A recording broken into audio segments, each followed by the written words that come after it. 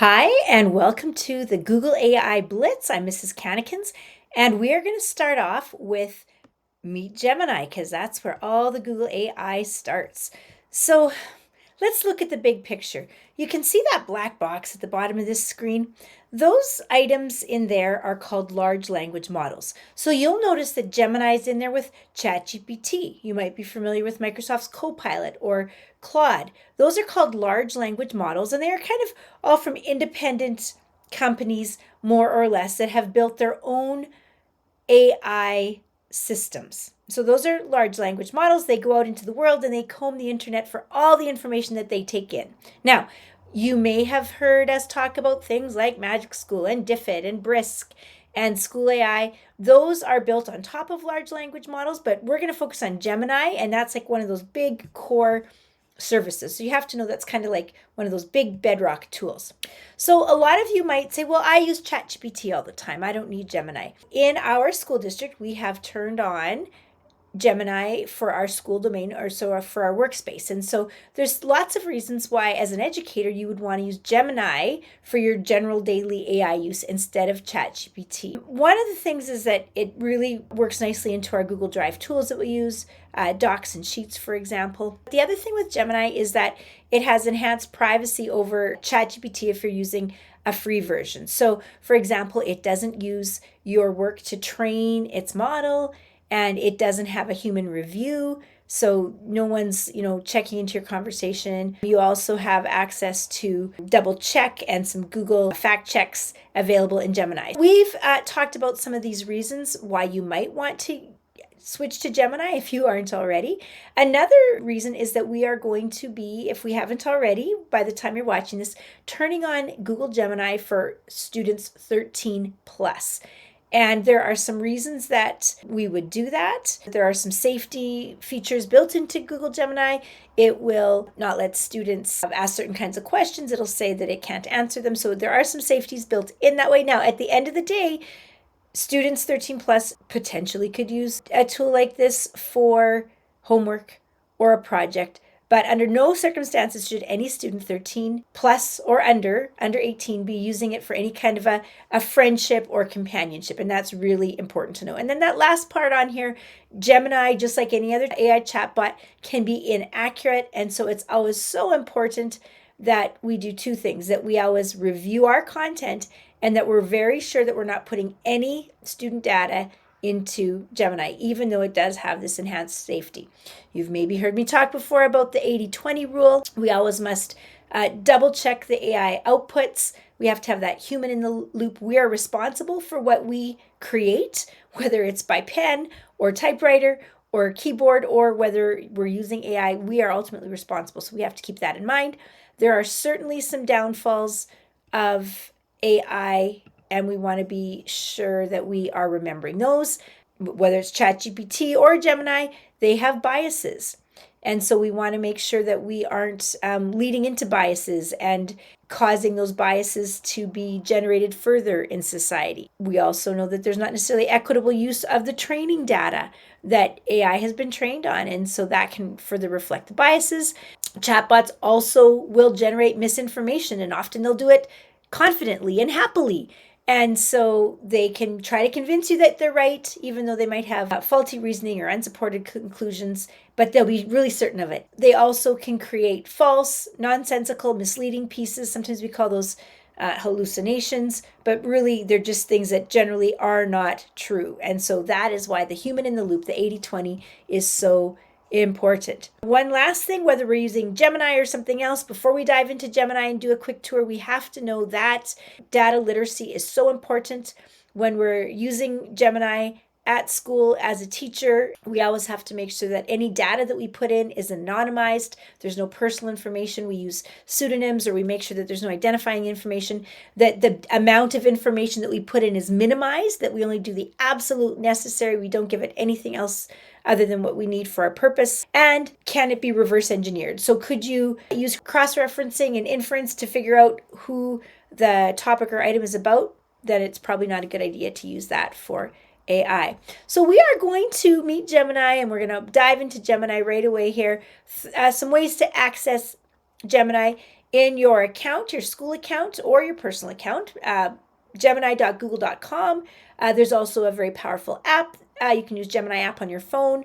And so those are some ways that you can get there. So when you get to Gemini, you will be asked some questions. If you're on your personal account, there'll be more questions and fewer questions if you are in your school account. So when you get into Gemini, you will get a screen that looks very much similar to ChatGPT if you've been using it. Now, I have dark mode turned on. So let's take a look at what we have here in Gemini. So you can see we have this prompt window.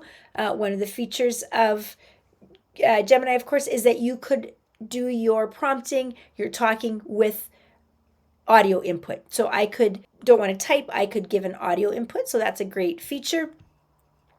We can also add files. So I can upload files from my Google Drive or from my computer, and those files would give it context. And again, remember the data piece, we shouldn't be uploading anything that has students or anyone's personal data in there. Then over here, we have two versions of Gemini. So the general everyday purpose use is Flash. And if you're doing maybe coding or math or some deep reasoning, you can turn or switch to 2.5 Pro. There are some fascinating tools that we're going to look at in other episodes here. There's a guided learning tool, deep research. We can create images in Gemini, and a fascinating tool called Canvas. What I'm going to do is we're just going to do a quick little bit of prompting. I have a prompt in my clipboard. So let's say we're a grade 4 teacher, and I've said you're teaching math and you want to include some spiral review in your lesson. So the first thing I'm going to do is ask ChatGPT if it knows what spiral review is. It's a pretty specific educational term. Does it know? I'm going to press enter. Okay, so yes, it says it's a teaching method that involves revisiting previously taught concepts at regular intervals, and it gives some information there. Now, if you look carefully here, you'll see this little link.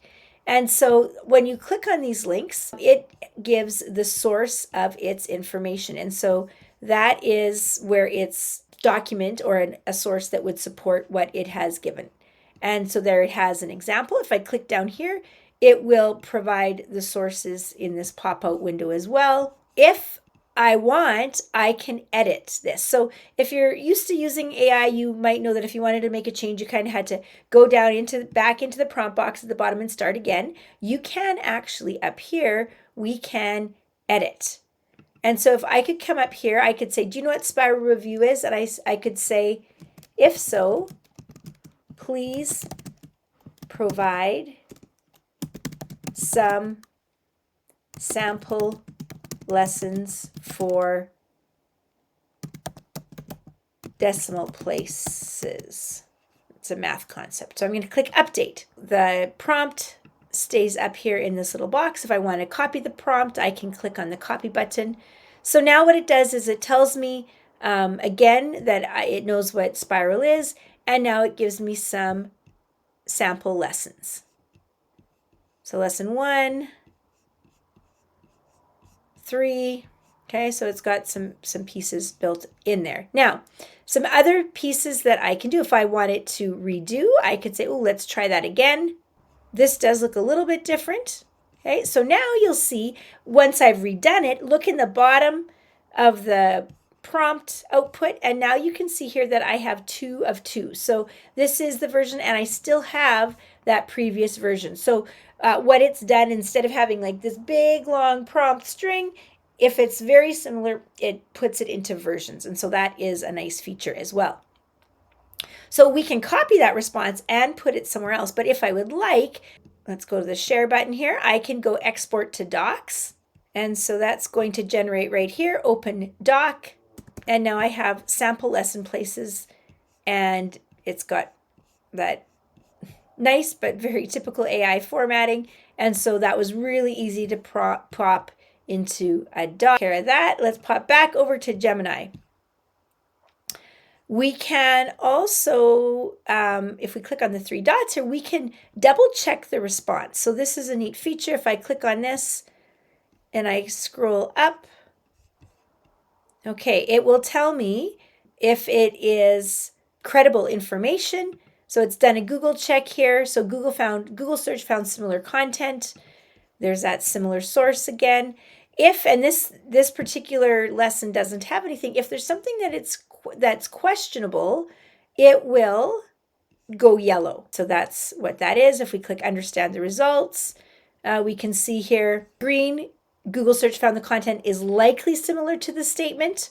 Okay, so some links. And then if it's kind of an orange, Google search found content that's likely different, or it didn't find relevant content. So if there's contrasting information that it finds in a Google search from what the AI provided, it will highlight that for you and give you an idea of things that you should double check. Specifically, it's trying to help us do 80-20. And then if it's not highlighted, it just means there's not enough info to evaluate, or maybe it's not particularly factual that would need checking. Those are some of the features of Gemini. There's lots more under the hood in Gemini. We're going to dive into those another day.